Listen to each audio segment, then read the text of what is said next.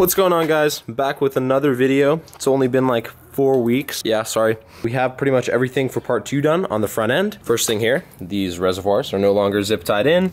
They are properly mounted now with a, basically like, it's just a reservoir mount that welds onto the frame, and then hose clamps go around through the back of it.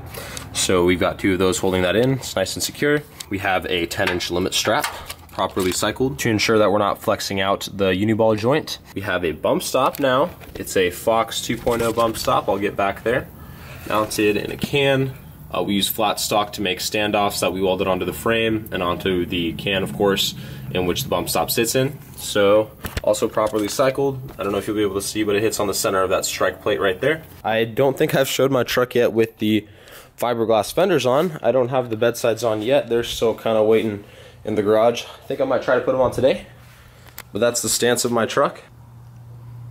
Pretty sweet. Oh yeah, and if you're wondering why it's cross-eyed, after I got the bump stops on, I went and jumped it.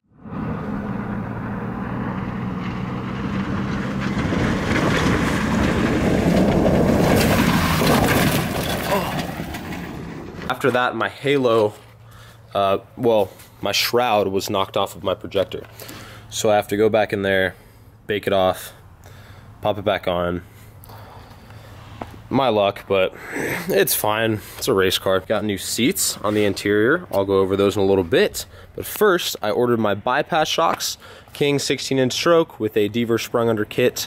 Those are on the way. After that, we're going to be welding the bed cage, building it, putting it in and everything, getting it set up properly. And yeah, she'll be set.